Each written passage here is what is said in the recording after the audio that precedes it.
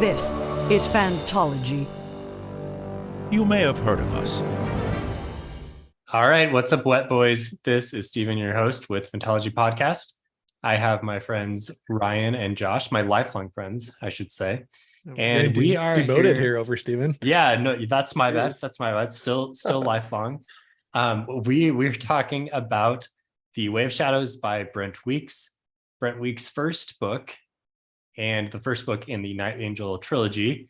And we're interested in this series because it's been one that I think has been on our list for a while, but it's also one that Brent is writing more in. So he's following up to his trilogy with another series of some kind. I'm not sure if it's a trilogy or what it is exactly. It's called the Kylar Chronicles, and Night Angel Nemesis is coming out in just a few months. So we thought we'd try to catch up on these ones. Anyway, that introduction aside, so I think Ryan, you're wanting to jump in. So tell us about The Way of Shadows. Well, I think this is overall like a fairly well-regarded book in epic fantasy. I mean, it's talked about a little bit, and it's popular enough that quite a few people have read it, and I guess recommend it. And so I read this trilogy. I think maybe 4 years ago, around that, and I really liked it. So I was excited to see that Brent Weeks is writing another book, Night Angel Nemesis, in it. And so I was also excited to reread it. But I was a little bit nervous because, sorry, my cats are going at it a little bit. I was a little bit nervous because having read it and like talked more about it, I've become more aware of the criticism of the book. And so I'm like, well, by rereading it now, am I going to like it less because of the criticism? And I still really loved the first book, The Way of Shadows. And so I'm happy about that. But I think it would be, I think that a lot of the criticism that I've read is valid. And so I don't think that this book is for everyone. But I'm really excited to talk to you guys. So with that caveat there, I guess let's not do any spoilers yet if you're interested in this series. So what is the criticism? Well, I think the primary criticisms are that it's there's a lot of like fantasy tropes in this book. It's not really anything novel that'll like or you there's not really much unique about it, I guess. Right. It's fairly like it's just kind of a bunch of archetypes from other books that are mashed together. But honestly, we were talking about Anthony Ryan's series, the Draconis Memoria series that we've been reading, The Waking Fire. And we kind of said the same thing, like this book is just a bunch of other fantasy archetypes kind of stuffed together. And a lot of books are like that. So I don't really know how to separate, okay, this one does a good job of using the story that we've read before. This one doesn't do a good job. I think that's kind of hard to say. Yeah, and I mean, besides that, I don't think I don't think fans of well-written literary geniuses will enjoy this. I think it is, simply written, I guess, is the best word. Like, it's not, I don't know, it's not gonna, you read it because I think it's a cool characters in a cool world with action. It's fast paced. You're not going to have too much symbolism in it. It's not like The Name of the Wind, where this is, beautiful prose that, whereas I think The Name of the Wind is similar in that it has a lot of common fantasy archetypes in it, but it's not quite, or I mean, but the writing, I think, helps take it to the next level, I guess is what I'm trying to say. Yeah, this book is kind of strange for me because I mean, I wasn't really aware of those criticisms, but I totally agree with most of them. This kind of AI is all the rage right now, right? This kind of seems like if you were to have like Chat GPT write out like an entire novel, like fantasy novel, like it might spit out something like this if you gave it the parameters of like an assassin, like apprentice, fantasy novel. Mhm. Yeah, I mean, ChatGPT, it's not going to do that Well, good of a yeah, of job. course not. But like, you know what? You kind of see what I'm saying, right? Yeah, a little bit. Yeah. Like, Yeah. of course, like it's not going to write a whole novel, right? But like, it feels like a like what in like what just if somebody were assembling together just a traditional tropey fantasy book in the mid 2000s would Mhm. do.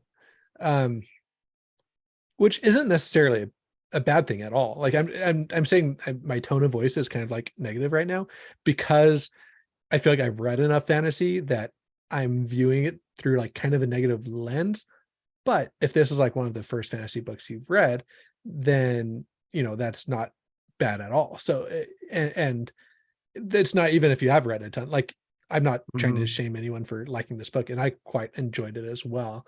But it's just not going to be like one of my favorite series at all. Yeah, it's not like every series needs to be a work of literary genius. I think like the best way to describe this book is kind of what Ryan was saying earlier, where it's fun, it's fast paced, it's tons of action, there's interesting characters, there's cool magical things being thrown around. And like the worst thing you could say is it's kind of like a teenage boys fantasy adventure. And Exactly. and there is, I mean, there's a lot of sexualization of women, let's just say. Yeah. And I think there's going to be like a lot of people that read fantasy that are not going to appreciate that. Yeah. Yeah, go ahead, Ryan. I think that in that sense, it reminds me a lot of the Dresden Files. Whereas, I mean, you know how the Dresden Files, the common, I guess, argument is that Harry Dresden deals with a lot of, supernatural beings who can present themselves in a variety of ways, and many of them present themselves in, very sexual ways in order to manipulate mortals or, however. Whereas you might not have that same excuse in this book. I think Yeah. that also is, it falls into the teenage boy character where many women are, and I think it's the exception that they're not described as having, beautiful voluptuous bodies and full perky breasts, in Yeah. fact most of them, the breasts are described, and that is absolutely a fair criticism of this book too. it just it just went from bosom and Wheel of Time to breasts and in more modern books. Yeah. I and granted, like the main character, these are like now very, very slight like spoilers. It moves from him like kind of through his adolescence, right? Like where at the beginning of the book he's like a young kid, and then it goes up to like maybe like 20 or something, right? And so like these are like your red-blooded male. Like I think a lot of people do see every like, this is when you really are paying attention to every slight curve of a woman's body and thinking it's like sculpted from the gods, I think, so in that Yeah. sense it kind of makes sense. um but I think the interesting thing is Lightbringer, another series by Brent Weeks, also kind of has some of these criticisms, especially I feel like in the early books. um so I don't know, you think like he learned maybe a little bit, but I feel like Lightbringer is better. I mean, I read Way of Shadows, and I've actually finished the second book. And I plan on finishing the trilogy. And I'm trying to remember back to my impressions of Lightbringer because I read them 3 or 4 years ago. And I just remember liking it more. So I feel like he did learn.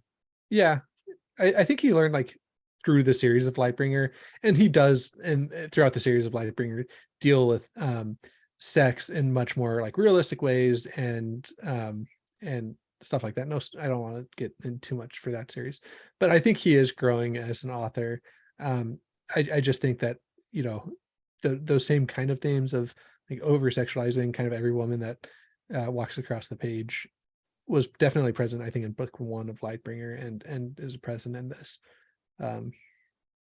I do want to say that I read a little bit about, so these books were published, I think, in 2008, 2009 ish. I don't, or maybe 2007, 2008, 2009. So they are a bit older.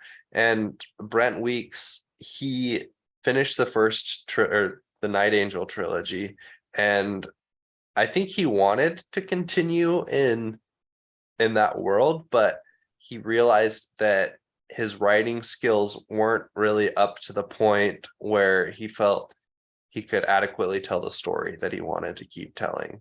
So at that point, he was like, oh, now I'll just write this quick trilogy in, the Lightbringer world. And that trilogy ended up being what, 5 books, or was it 6? I think 5. It's 5, yeah. It's 5 books. And I think most people agree that his writing is significantly better in that series. And so now that he's finished Lightbringer, he's kind of come back to this. So I'm really interested to see how his writing in Night Angel Nemesis will compare to this first trilogy. I think one other thing, while we're just talking about the outlines of the series, the series, I feel like it's kind of hard for me to place like a genre on it too. Like there are some definitely like grimdark things about it, especially at the beginning. But then it's kind of lighter for a lighter tone for some of the book. But then like out of nowhere, like really kind of graphically, like sexual assault type things happen, and just like kind of all those trigger warnings at one point happen throughout the book. But it never feels like a book like First Law, where it's like kind of reveling in the grim darkness of it. And like the characters, I don't know. What do you guys think? It doesn't really feel like a grim dark book. The characters seem like they have a moral compass to them. I mean, obviously there's protagonists and antagonists, but there are definitely characters who know what's right and they want to do what's right. Yeah. So in that sense, there's not as much grimdark to it, but it's in this very low fantasy setting where, it's kind of set mostly in this crappy city where there's a lot of crime and violence and all kinds of issues that are not shied away from. They're usually not like graphically depicted on stage, on the page, but we definitely hear all about them, and they're very important for the characters. Yeah, I think the world and a lot of the events could be characterized as grimdark, but the characters aren't necessarily grimdark. There's not too many gray characters. I think a lot of the characters are like attempted to be portrayed as gray, but yeah, they're really like good. They're good people that like are like, oh, I made this one bad decision and it was a really bad decision, and since then I've been making bad decisions, but I'm really a good person. That's kind of like I think we're all thinking of probably the same character. But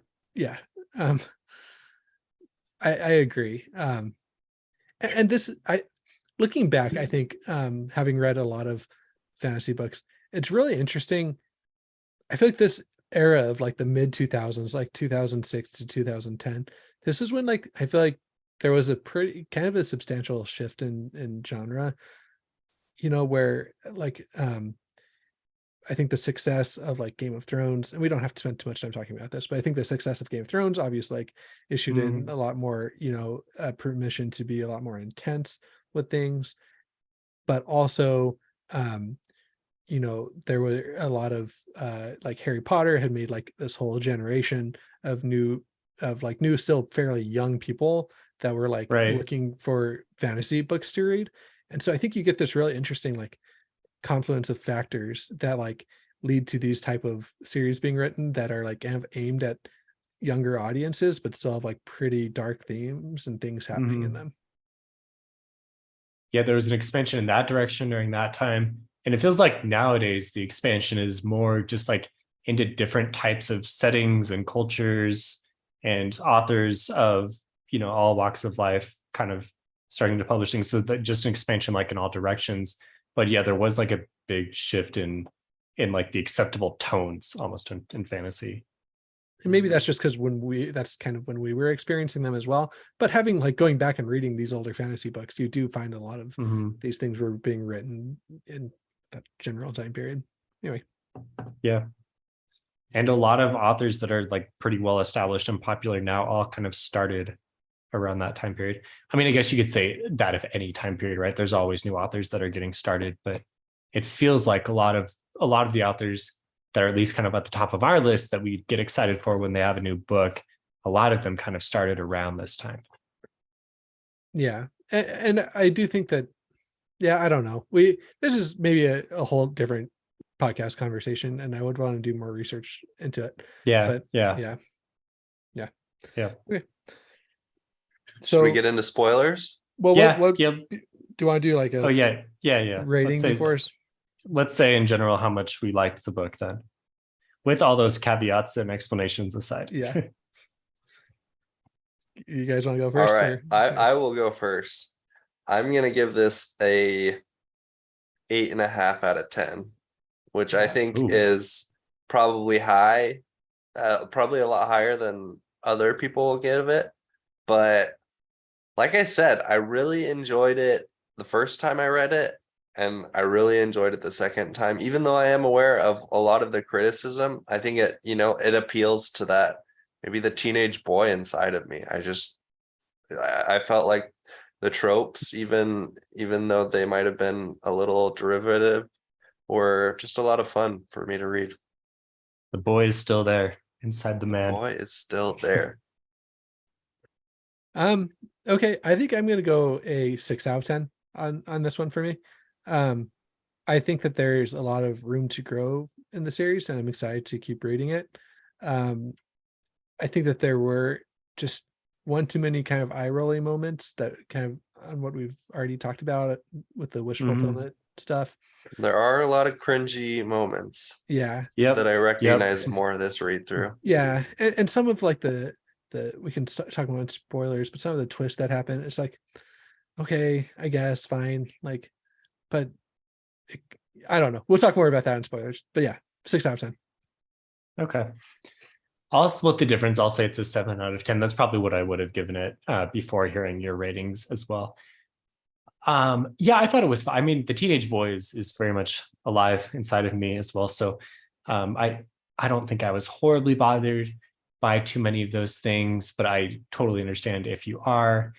I did think there were a lot of cringy moments that I think as an adult reader now did kind of take away some of the enjoyment for me.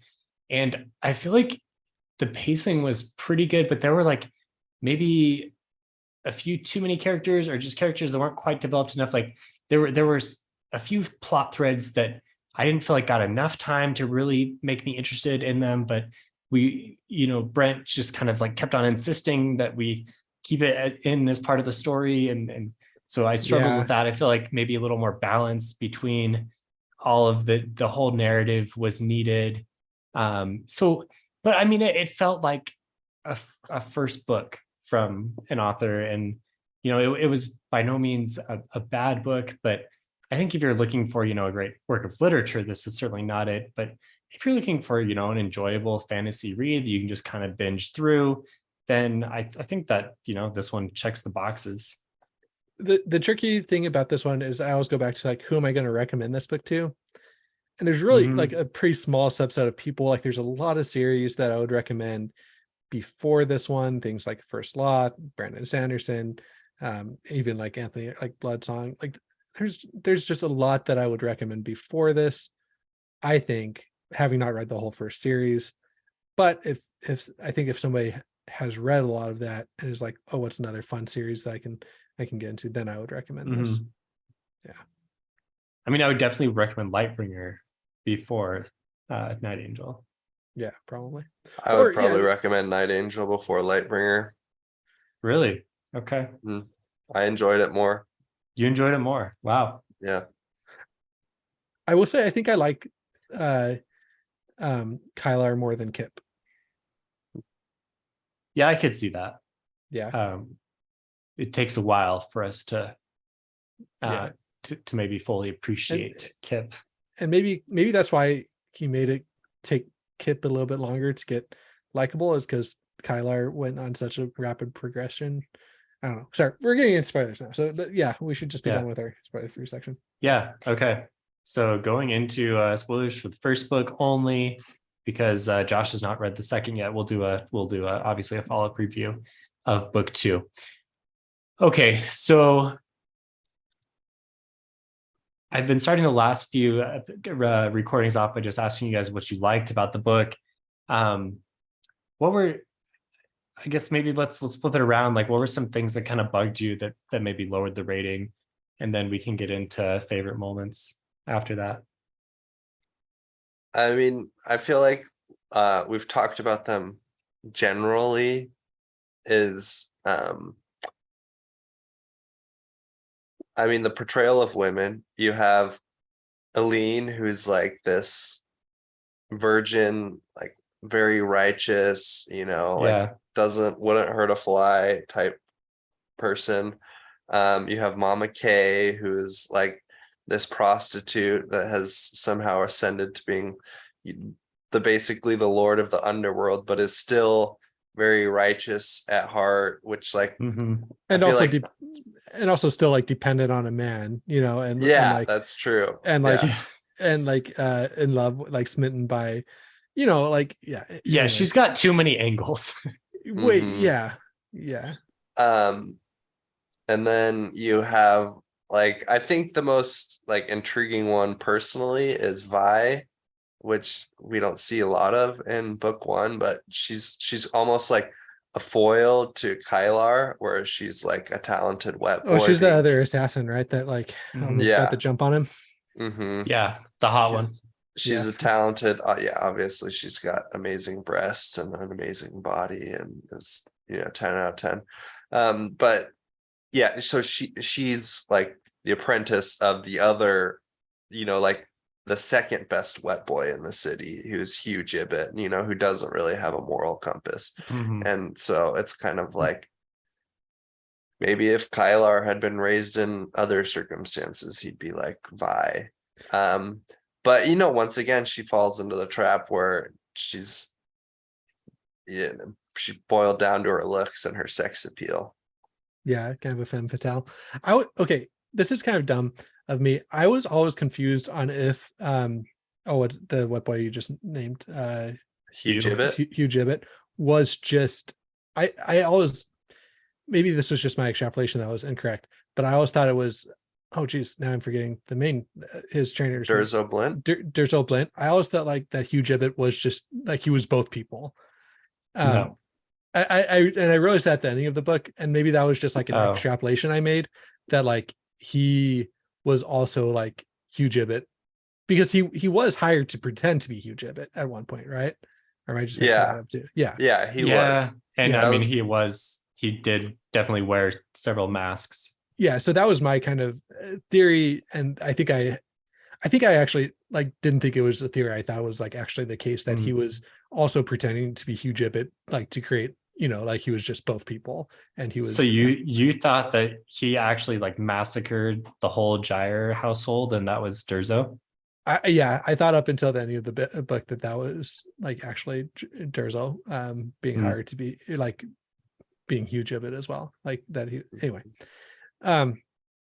But that was just a mistake in reading it, or like a conclusion that I drew that I thought was like stated but wasn't. Although I still think it would have been a cool twist that he was both wet boys the entire time.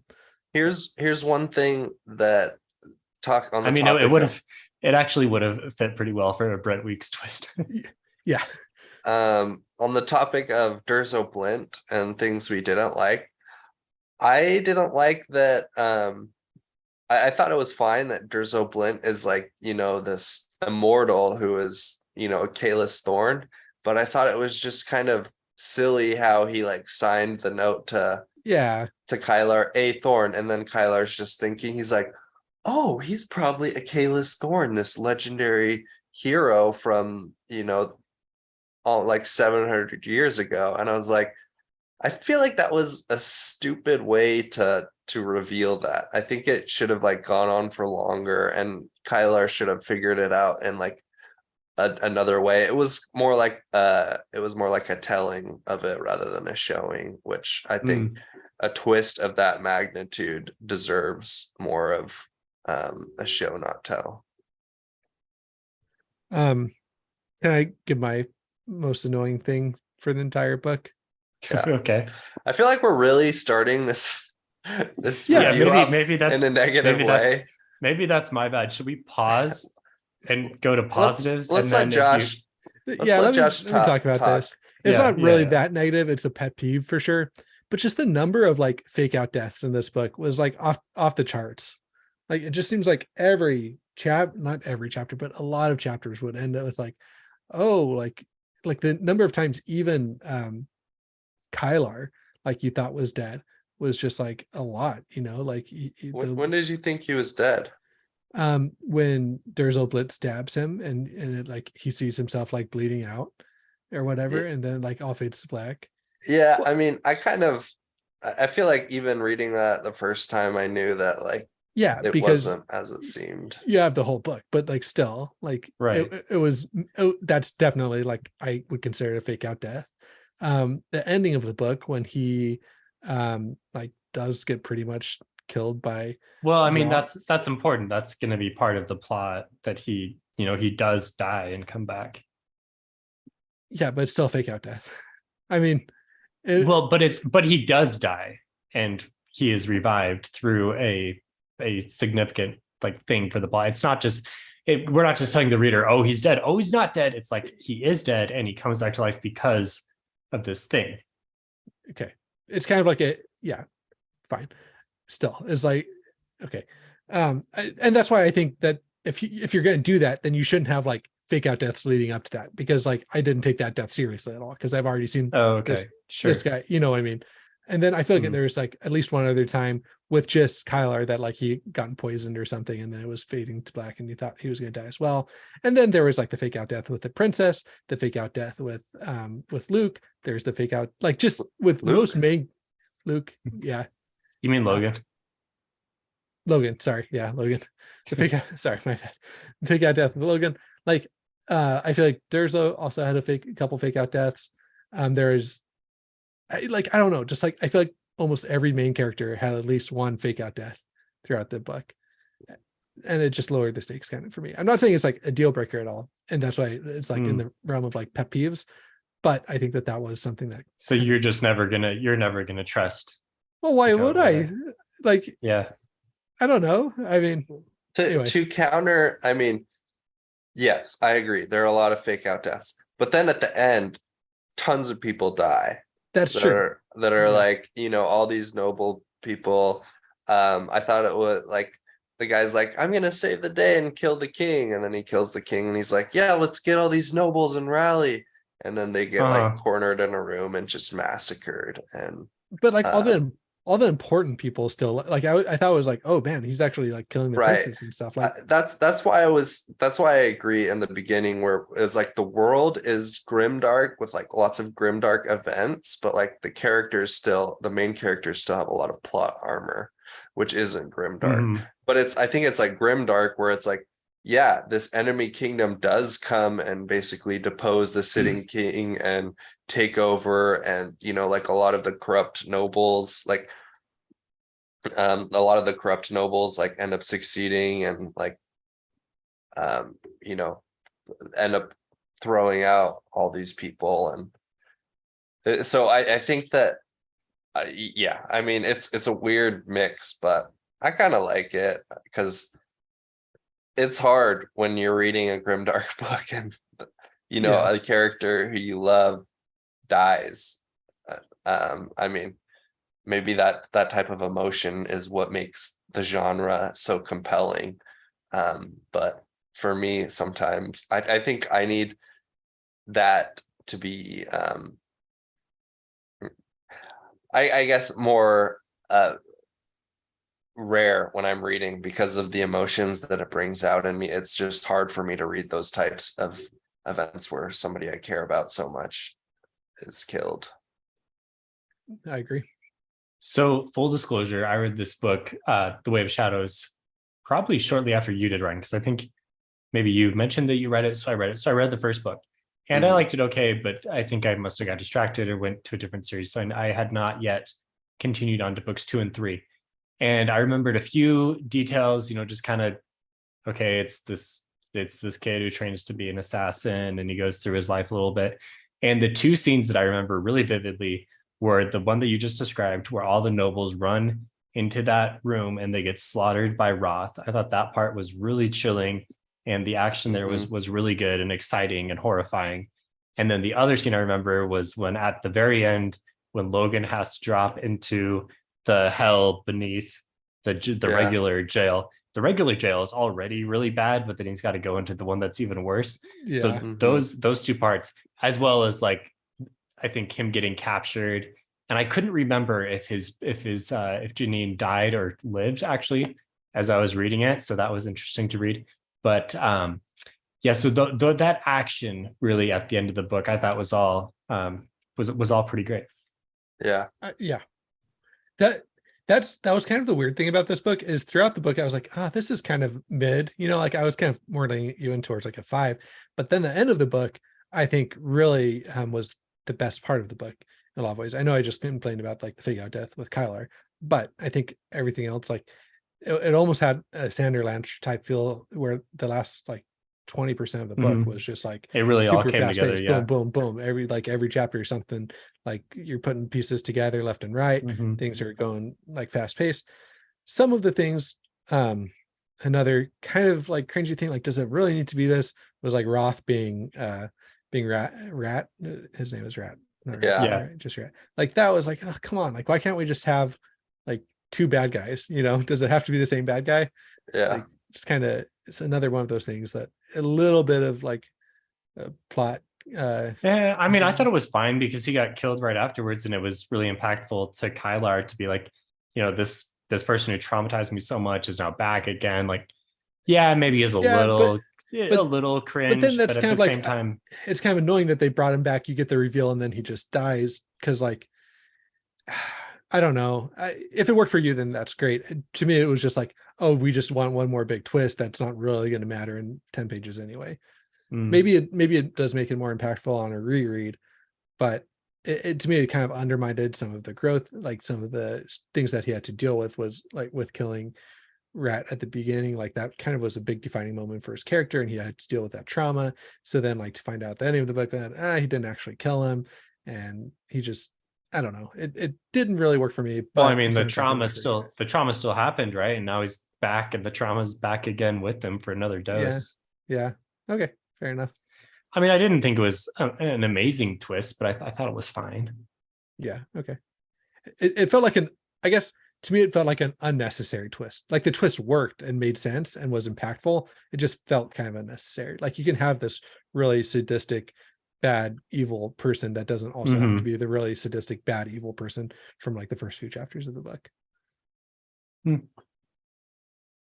Yeah, I mean, it didn't make a whole lot of sense that, like, I don't know, Nef Dada he kind of treated Rat like he was super expendable, but then at the end he like saves him from dying. So, or not at the end, but I mean in the beginning. Back in the day, when Kylar was gonna kill him, he saves him. So I mean, I think there's a lot of inconsistencies.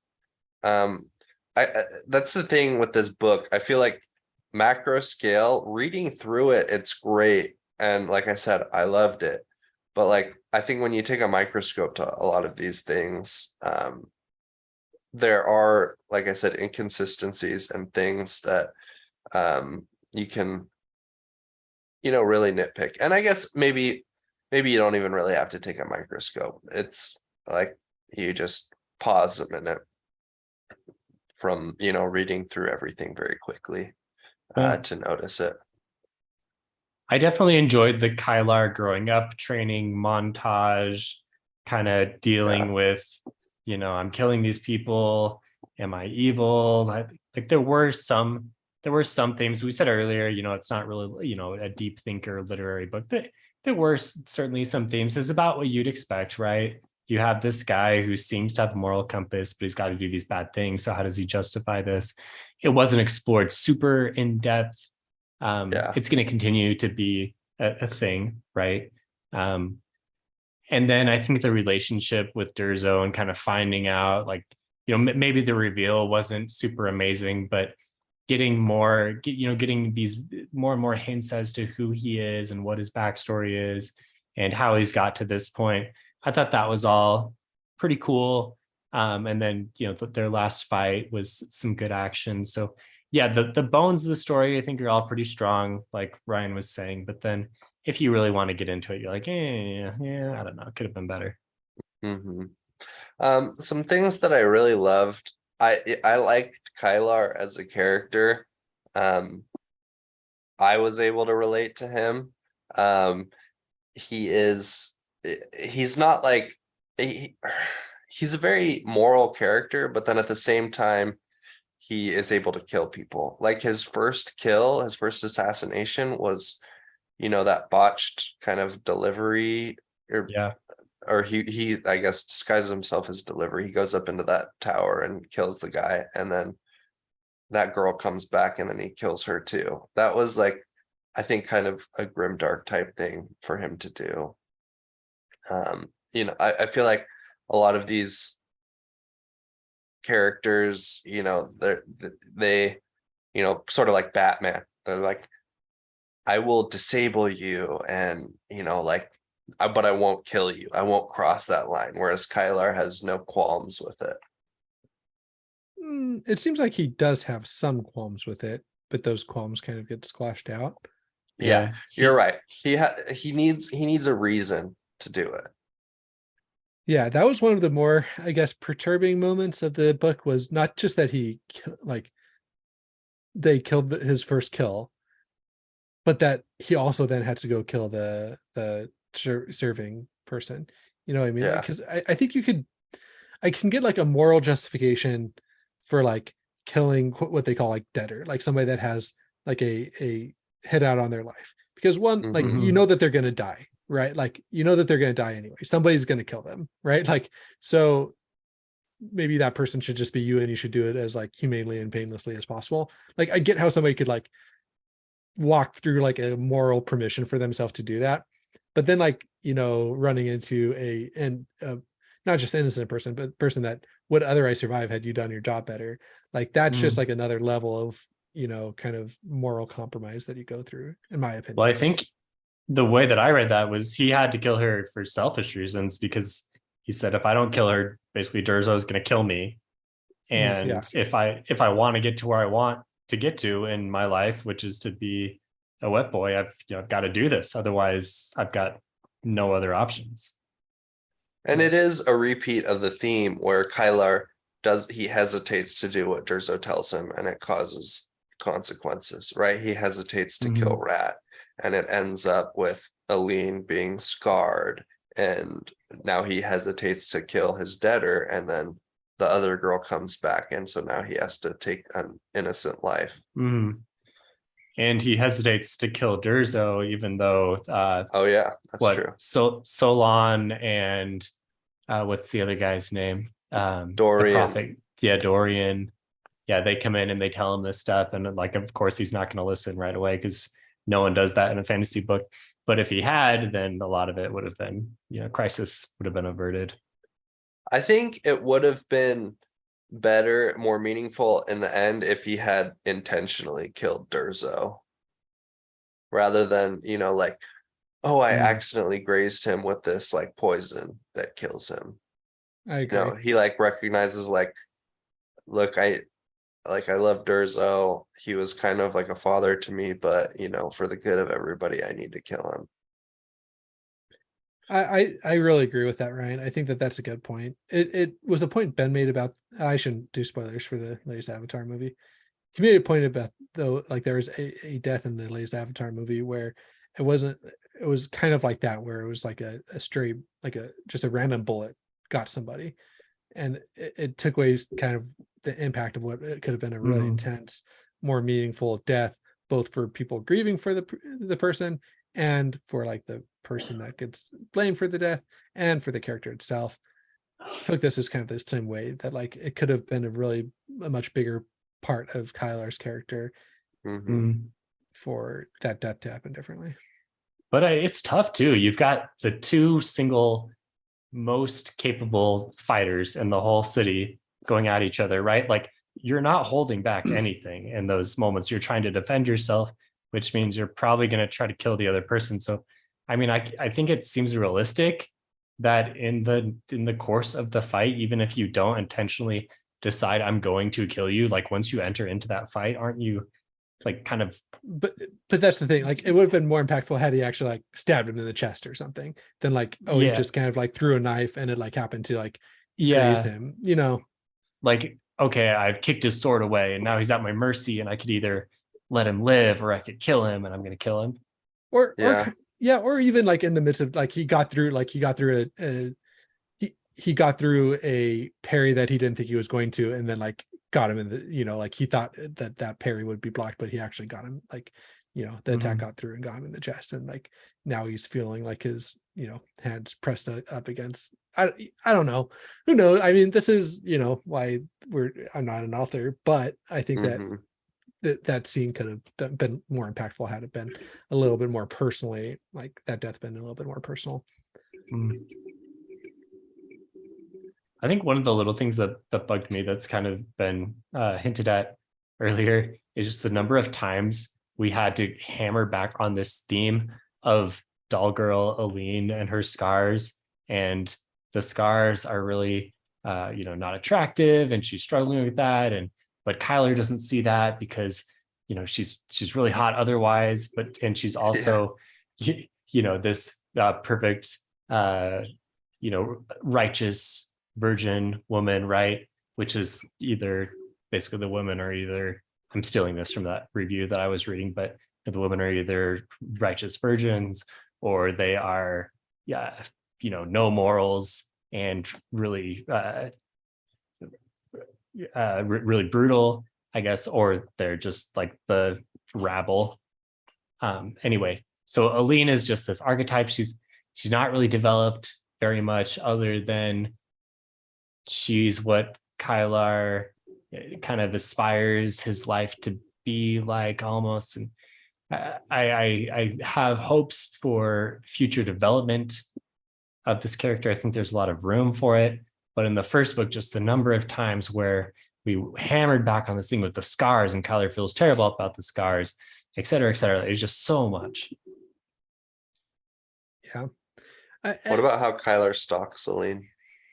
Yeah, it's a little weird. It's a little cringe for sure. Maybe more than a little. Honestly, hot take, but for me, that makes a lot of sense. I think that the more cringy is when they start like actually interacting with each other. I think if you like say like the one person that you like want to take care of in life, and you know that if you do actually enter their life, it's going to make things really bad for them. Like just kind of trying to get snippets of their life when they can. I don't know. Like, I feel like with social media, like guys, not just guys, but people do that all the time. Like just go on. Yeah, that's fair. Like that's fair. If they have somebody that they feel like they would in another life would, you know, be with, and they go on like their social media feeds and stuff. I don't know. Like, yeah, there's a lot of stalking. That's a good point, Josh. Yeah. Like just get snippets of their life and feel like, okay, well, they're doing well. I can feel like, okay, I'm glad that person that I, you know, once cared for a lot, like is happy. I feel like that's a pretty normal human thing. Okay. It would have been creepy if he had like was watching her like undress and stuff, like, you know, but no, he's just like kind of making sure she's doing all right. Okay. I buy that rebuttal. I'm okay with that. Not that I endorse stalking or even like Facebook stalking. I don't know. I'm just saying that, like, I think it's natural. It's an understandable thing. Yeah. For his character. Okay. Yeah. The one other minor thing, I guess, we are being fairly negative, but I think there's just a bunch of things that can be pointed out. So the whole conflict is around Scenaria being overtaken by Calidor, right? And I just the whole time I just struggled to think like, do I really care that this is happening? Because Scenario is this super crappy kingdom ruled by an incompetent king, and there's just a lot of bad people around, and it seems like the whole place is, yeah, it's terrible, right? Like, why would I trust that the current kingdom is doing any good? And so we've got this other kingdom, Calador, that's coming in, and they're even worse. You know, we've got to stop them. But I'm kind of being told that, but at the same time, I don't see that a ton. You do see it a bit, and especially as you get into the second book, you see that Calador is, you know, a fairly evil group, and there's just a bunch of zealotous and ugly people. But at the same time, it would, I don't know, like if you're trying to get me to cheer for one side against the other, you've got to maybe put some people into the government more, like if Logan and his family was involved more, like if Duke Gyre, you know, he seemed like a guy that I could cheer for a little bit more. He's kind of like the Dalinar type figure. You know, if he was a little more ingrained in the leadership of Scenaria, then I could definitely get behind him in his fight against Calador. But that I didn't really care that the corrupt king got killed, and there were like a few random nobles that maybe seemed like decent people that were fighting back. Well, that's why I was excited that it did look like Logan was going to be more the stand-in for the government, because I, like you, was like, well, who cares? Like, these people just all seem like terrible people. Who cares if they get taken over? So now I do hope that there does become somebody like a figurehead or something that we can root for. Well, wasn't that like one of the more interesting developments of the book, though, is that you start to like see this glimpse of a brighter future of Scenaria, that's Logan and Janine being married, and they realize that, hey, like, I could love you. Like, you know, this is somebody that I don't love now, like we were forced to marry each other, but I can grow to love you in the future. And you're like, Logan is a great person, he will like be a just king, and it seems like he's got an intelligent and just queen, and so they'll like bring their two houses together, there will be less strife. Yeah. And, you know, it's just a positive outlook, and you get a glimpse of that. And then it's just, you know, torn away, and just the most ugly way, with Hugh Gibbet coming in, or not Hugh Gibbet, with Roth and Nafdata coming in. So I thought that was a compelling part of the book. It had the same beats as like the Red Wedding, but maybe not quite as, not as much of a shock value. Yeah. But yeah, a lot of the same, like, oh, we've got a lot of hope here. These are good characters. We like them, but yeah, it's all going to crap. Yeah. Yeah. Nice. I want to talk that, I'm obviously not talking well. Talk it out.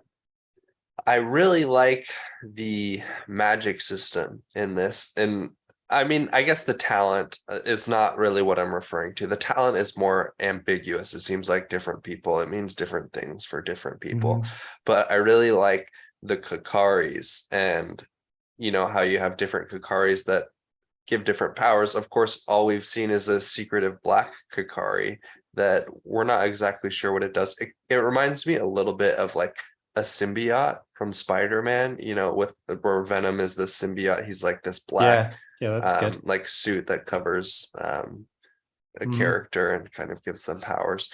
So that's something that I am excited about, that like these weapons, items of power that, you know, are kind of missing from the world. You don't really know exactly where they're at. So I think that could be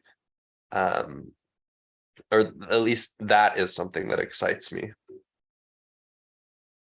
Yeah, the magic was good. I think I like the Lightbringer magic, because I really do like the structured magic, and that had a little more defined, like, okay, this does this, this does this.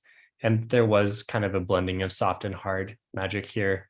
I thought there were a lot of like low-key Wheel of Time type things, and the magic was definitely one of them. So yeah, I enjoyed the magic. I think I also I mentioned that the side characters I struggled with a bit, and I was referring to the Solon I forgot his name again, the seer Dorian. guy, and Dorian, and their friend who's the big swordsman, and their magic, Fear, something. yeah, and their magic sword. That was a cool moment when Solon gets up there and holds up his sword and basically wipes out all the opposing mages. I thought that was another good part of all the action. Yeah. But that group was just not quite developed. I was never really attached to them too much. I guess I kind of get what they're doing, but at the same time, we needed more time with them. But the side character that I did like was Jarl, because I thought his development from where he went at the beginning to kind of rising up the ranks and becoming, like the apprentice leader of the Sakage, right? Under Mama K, like he seems like a really resilient, interesting guy, and I kind of wish we got more time with him as well. But I think what we did get was really good. I feel like Aline is this pure righteousness as a character, whereas Jarl is more like a realistic righteousness.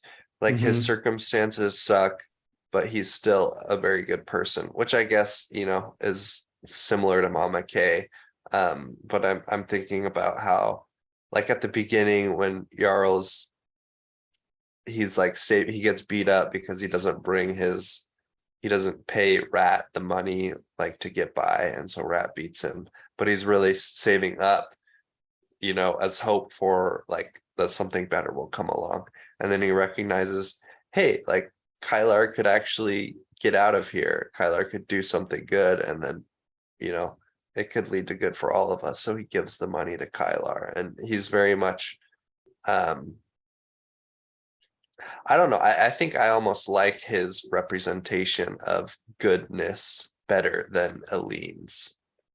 Like, like pure, like not necessarily holier than thou, but I don't. She like anything. Aline is does. just frustrating because Yeah. we can see from Kylar's point of view that he is a good guy at heart, but he's in these situations and he's gotta go after things and in the sake of, like, he's the Batman, right?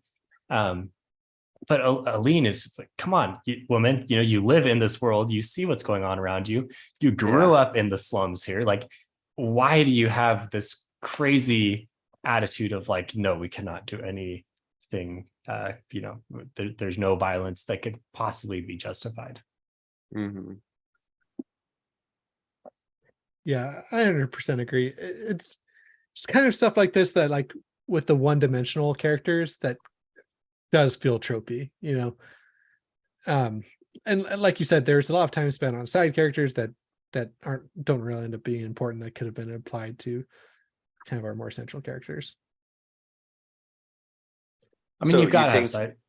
Yeah, go ahead, Ryan. So you think is Jarl as a character that maybe could have been combined into another more central character? Is that what you're saying? I'm more thinking like some of the I don't know. Some of the side plots with like with just the house, like who Logan's gonna marry. Like I just didn't really care about that. Like maybe that could have been combined with a lead or something. I think like the stuff going on with the king and the prince and the king's harlots and all that, and like and him being betrayed by his betrothed. I don't know. I mean, I do think that I can certainly see that, but Logan is also kind of almost like Aline in the sense that he has like this very like righteous view of the world, like I'm gonna save myself until marriage, and then he, with his wife or his betrothed, he recognizes that like things aren't always as good as they appear. Maybe another thing, like maybe Jarl and like Mama K could have been combined a little bit more, like their characters could have been combined a little bit more, because it seems like he's going to inherit a lot of her, like where she was at, but I feel like he was just kind of tossed in again kind of midway through the book and like, oh, remember this character, he's still important. But yeah. you've always got to have side characters in your books. I mean, that kind of, Yeah. keeps it moving. But I think one of the skills that really separates the top-notch authors, maybe from kind of the middle tier authors, is your ability to go in and within like one page, bring in a character, make them super interesting and unique and memorable, and then you can kind of run with them from there. Like the best example, I feel like the author that I enjoy the most that does this really well is Joe Abercrombie. Yep. Like right from the beginning of the First Law, you get Glockta coming in, he's struggling to get up the stairs, you get his internal monologue. You can understand this guy and where he's been at. Like obviously there are more facets to him that are kind of revealed over time, but you get attached to this character right away, and not because he's this paragon of virtue or righteousness or evilness. Like he's got all kinds of stuff going on with him, but right from the first page, you're like, okay, this is Glockta. This is kind of who he is. I get it now. And anytime he comes up, you can think back to that and you're attached to him, right? And I think that's really tough to do. And I it's hard to maybe appreciate when it happens, but And yeah, he does that again, even with like asides where it's like there's like a war, like again, just very general, but like there's a war and then it'll like put you in a viewpoint of like a soldier in the front lines of that war. Yeah, And then yeah. he thinks back to his family and just like and suddenly you're like attached to this character who is going to die. Like it's just kind of just a way to show this viewpoint that Joe Abercrombie wants to explore. I kind of think back to like that noble, like you said, that killed the king, and it was like, okay, and then rallied everyone, and then just died 2 pages later. Like in Joe Abercrombie's hands. Well, he actually didn't die. Or he just gets like, oh yeah, he just gets, that's yeah. okay. He does talk a little bit about like the nobles who come with him, where he's like, oh, or the nobles like, I just came because my wife made me come. Yeah. Mhm. But like, I when there's a viewpoint that's like put aside to a character that you weren't expecting it to be, that can be used in like a really powerful way, or in just like, oh dang, this needs to happen and I can't figure out how to get one of my main characters to be the viewpoint person for this plot. I feel like that's what it felt like in this one, versus like Joe Abercrombie's like, I'm going to use this to be a very impactful moment for the reader. Yeah. And like I was saying, this is a really hard thing to do. It is. And yeah. So I don't think we want to knock and say like, Weeks sucks because he wasn't able to produce the same feeling. I'm just pointing out that it's really easy to say side characters weren't quite there. And I think a lot of authors, like, we love Brandon Sanderson. A lot of his side characters are, fairly archetypical. Yeah, but he'll use these one-off viewpoints to really, really build out the world, where you have like some person studying like this, arcane part of the magic somewhere. And so Sanderson uses it to like really build out these things. Abercrombie uses it to get these really gut punching moments. And it feels like Weeks in this book kind of used it just to be like, okay, and then this plot thing happened, which is fine. But yeah. I mean, I think as a author first work being published, oh yeah, that's true. I don't think it's at all like something to hang your head about that that you weren't able to get to this point. But I think it's really something that I look for when I read, like, am I able to just jump into a character right away and really get attached to them, because that's a sign that this guy or woman knows what they're doing in writing this book. True. And I mean, once again, I go back to my level of enjoyment versus, I guess, maybe my critique of the book. And I really like this book. I think this is one of my, favorite debut novels. It's funny talking about an author's debut novel when it came out like, 14, 15 years ago. But I like it a lot.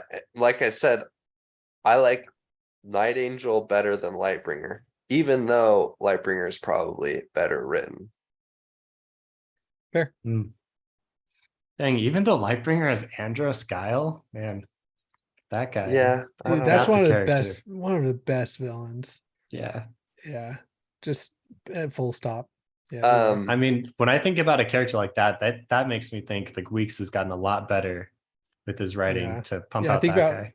Yeah, any villains that we have in this book versus I mean, I guess that's true. Guile is a very compelling character as well. One thing that I also learned reading about this, I don't know, did you guys listen to the audiobook at all, or did you read it? I listened. Full listen. Okay, so sometimes I don't know, I'm kind of torn. Like some aspects of this narrator I like, some I don't. But I saw with Brent Weeks, he talks about how much he loves the narrator for Lightbringer. I forget what his name is. Simon Vance. Somehow I know that. Wow, Simon Steven. Vance. Dude, you need to get yourself on Jeopardy, Steven. I'm Yeah, serious. man. This is That impressive. will never be a Jeopardy question. But I know, but But your ability then, to but Stephen forgot Dorian's name twice in this podcast. that's true. So That's true. Unravel the character of Stephen. So Brent Weeks has talked about how much he loves working with Simon Vance, and Simon Vance is going to narrate Night Angel Nemesis. Oh, so And okay. He's even gonna have Simon Vance go back and re-record these books. Really? Which I don't know These how books, I feel about doing that, because it's kind of like you're like telling the past narrator like It's a little bit "You were of a good slap in the face for isn't then, it? but not that good." Yeah. Yeah. there was So nothing about this narration that I thought took away from the experience at all. I mean, I'm not saying that this is like the best narrator ever, but I didn't have any complaints at all. sometimes I didn't really like his interactions between like Logan and Kylar. I don't know why it's, but you're right. You're right. I think that he did like a great job. Maybe he doesn't have the same type of range as Stephen Pacey, but Yeah, but Pacey's one of the all-time greats in my opinion. yeah, definitely. Fair enough. Yeah, maybe. I mean, I could see an explanation where you want to have consistency in one series. And if someone is new to the series, they might just like to have the same narrator all the way through. I know that a lot of people on Discord have discussed series where they change the narrator, and it's tough to get behind that. So Well, they did the same thing with the Dresden Files. There was one book, I think it was maybe Ghost Story, where James Marsters didn't do it. Yeah, there was a scheduling conflict, so James Marsters didn't record it. So they had another guy go back and record it, which was probably fine. But James Marsters, for a lot of people, his voice is the voice of the Dresden Files, and right. So I could see why they would have him go back and re-record the book when his schedule allowed. But then like totally redoing another person's work just that was done, it's like not even a remaster. I'm not sure if I would do it as an author. I feel bad. Yeah, I mean, who knows what all the variables at play are there, but that's interesting. All right, well, I think we've talked through all the angles of the Way of Shadows, so we will be continuing through the series and hopefully getting a little bit of a preview of Night Angel Nemesis when it's closer to release time. The next book that I just finished, what's it called? Shadow's Edge, right? Book 2. Yes, Josh, you're gonna have to pick up the pace on that one. Dude, I know. Okay, I feel like I read this book in like a week and a half. I didn't dilly-daddle on it, but yeah. All right. Yeah. All right. Well, if you want to chat with us more, we have a Discord. You can find the invite in the episode description and hop on. If you've read the book, if you assuming if you're still listening at this point, you probably read the book. So let us know what you thought about the series, and let us know what other favorites you have.